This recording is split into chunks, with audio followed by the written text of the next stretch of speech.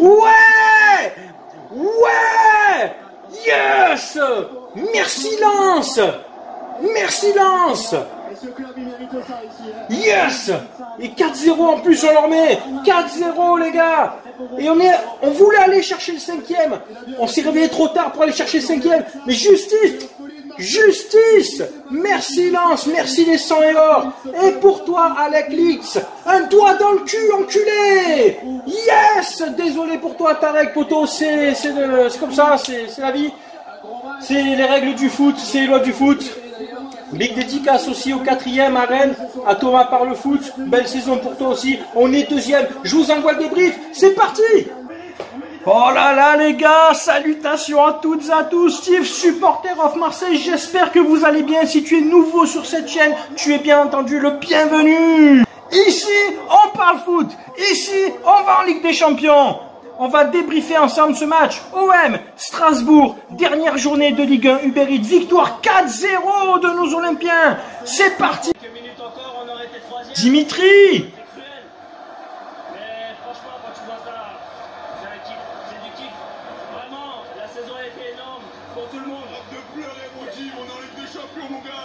William reste à la maison.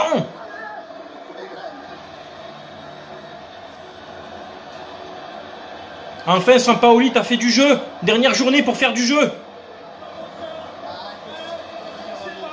Dis-moi, explique-moi ce que tu vis ce soir. Ah mais c'est incroyable, je me suis retrouvé avec Dimitri qui me dit mais t'es sûr, Lens a marqué, on était en apnée, c'était énorme. C'est ça à Marseille les gars, c'est ça le Vélodrome. On était en train de le dire, allez encore deux, encore un. Et c'est Lens qui nous donne la joie, c'est énorme. Avec le propriétaire qui est là, c'est une grande joie pour tout le monde. C'est surtout une récompense pour eux parce qu'ils sont allés la chercher, on a fait une belle saison. On a fait une belle saison. Eh oui, on a fait une belle saison mitigée quand même, hein. Je suis dans tous mes états, je laisse la télé en fond, comme ça en même temps j'ai les images. Alors déjà, grosse dédicace à Félia Walter qui m'a demandé sur Instagram, sa femme va accoucher d'un petit Elio. Grosse bise à vous, à toute la famille. Ce jour de gloire, ce jour de naissance est arrivé pour toi Elio. Gros respect, grosse dédicace, grosse bise à tous les ultras du stade Vélodrome qui ont ambiancé le volcan. De la ferveur de la première à la 97e minute, des tifos magnifiques, c'était superbe, stade plein, Ganet, Jambouin, c'était plein. Bravo à tous les supporters, bravo à tous les ultras toute la saison qui nous ont fait honneur en déplacement et à domicile. Merci à vous. Cette vidéo est sponsorisée par mon partenaire principal, OneFootball, l'application numéro 1 mondiale pour le football. Actu direct de match, statistiques, tu as tout dans cette application totalement gratuite. Tu peux la télécharger sur Android ou iOS avec le lien que je te mettrai en description. Cette application m'a permis de suivre en temps réel le match Lens-Monaco et un petit peu en décalé Lille-Rennes. La compo, Mandanda dans les buts, Luan Pérez, Kaletakar, Camara qui joue sûrement son dernier match chez nous, Valentin Rongier, Gay en 6, Gerson, Gendouzi, Harit, Under, Milik devant. Bon, première mi-temps les gars, hormis 10 minutes où Strasbourg a eu le ballon de la 15e à la 25e, on a tenu tout le match en fait, on a géré tout le match, 60% de possession de balle, 45% de duels gagnés ou 50% je sais plus. Bon, 19 tirs, 11 cadrés, 4 buts, c'était prolifique ce soir, enfin on s'est régalé, il y avait du jeu notamment en deuxième mi-temps. On attaque le match très fort avec cette occasion de Harit qui loupe devant les cages. Milik lui met, le gardien est battu, il n'a plus qu'à la mettre, il tape le poteau, pas de cul. Ensuite, il y a cette tête de Kaletakar et Gay n'arrive pas à la reprendre pour la mettre dans les cages. Bref, on déroule, on déroule. Strasbourg a la possession pendant une dizaine de minutes, mais très peu dangereuse. Hein. Nous, derrière, on remet le pied sur le ballon. Et enfin, on ouvre le score par Gerson, qui se l'est fait tout seul, ce but. Tout seul! Hop, prise de balle dans la surface, il déborde sur le côté d'un angle fermé. Boum! 1-0 à la mi-temps. Et on est tranquille, on gère. Seulement, on est dépendant du score de Monaco, d'accord? Deuxième mi-temps, on attaque tranquille, enfin on attaque. On a la possession de balle, mais on n'arrive pas à conclure. Hein. Harit, grosse prestation hein, sur ce match, vraiment techniquement très très fort. Under, j'ai bien aimé aussi, mais avec un petit peu de déchet, mais ça va mieux que sur les matchs précédents. Et donc, le deuxième but arrive par Amin Harit, qui, sur le côté, après une bonne récupération, donne un excellent ballon à Milik, qui laisse passer, c'est presque une passe D pour Milik, pour Under, sans contrôle. Hop, frappe du gauche à rater, 2-0 à la 73e à peu près. Là, on est sûr. Voilà, nous, de l'autre côté, on est tranquille. Mais Monaco, à ce moment-là, mène 2-1 à Lens. On déroule. Le ballon arrive sur le côté, ça arrive dans les pieds de Milik, devant la surface, qui la pousse à Gerson, contrôle, frappe instantanée, forte, le gardien strasbourgeois qui a fait un très bon match d'ailleurs, a peine à la repousser, 3-0. On enfonce le clou, mais à ce moment-là, je pense que nos joueurs n'avaient pas conscience qu'il fallait gagner 5-0 pour repasser devant Monaco. Et là, des changements se font. Kolasinac remplace Gay, Lirola remplace Harit, Bakambu remplace Milik, et il y a un autre changement, je sais plus, et Luis Enrique qui remplace Under. Donc 4 changements et vraiment de l'offensif. Et on pousse, et on pousse. Et ce ballon qui arrive sur une frappe, je ne sais plus de qui, c'est Guendouzi ou Rongier, bref, je sais plus, c'est la folie, sur une frappe sèche, le gardien repousse, et qui est là? Qui est là? Bakambu. Mais attention, hein, je maintiens, il est nul. Pour moi, il est nul. Mais il est là, il reprend du pied gauche, pour jeu 4-0, il reste 3 minutes. Et on pousse. Et en même temps que Lens égalise, on l'entend à la télé, il y a une main de Strasbourg dans la surface. On aurait dû obtenir un penalty. Encore un arbitrage à 2 vitesses. Mais je vais pas me plaindre, hein, parce que heureusement, on se qualifie. Heureusement, on est second. Mais il y avait une grosse main dans la surface. On nous a sifflé, nous, des mains pour moins que ça.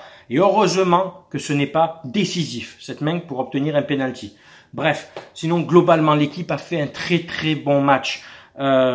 Beaucoup d'abnégation, beaucoup de volonté. On est allé chercher, on allait chercher les duels. Rongier, magnifique, encore des courses, des accélérations au milieu de terrain, à casser les lignes, à passer 1-2 lignes. Gros match de Valentin Rongier.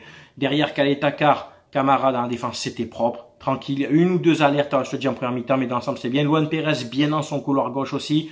Guendouzi, bon match, très sérieux, moins de pertes de balles que d'habitude. Gay, du bon et toujours pareil, du moins bon, mais là ça va, de par sa dépense d'énergie et son abnégation, je vais pas, voilà, le cracher dessus. Et puis surtout, on a gagné et c'est la fête pour tout le monde. Pour moi, tout le monde a bien joué. Même Milik, qui n'a pas marqué un but, mais qui est décisif sur 2 buts.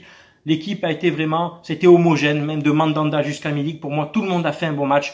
On est allé chercher cette 2e place. Je te dis, j'estime que avec 71 points, on n'est pas forcément un beau 2e. Hein. Je le maintiens, on a gagné 4-0. Là, il y a l'euphorie, il y a tout ce que tu veux. Mais sur l'ensemble de la saison, il y a eu quand même beaucoup de matchs, les gars, où on s'est fait chier. Il y a eu beaucoup de matchs où on a galéré, des défaites à domicile contre Brest, contre Clermont-Ferrand.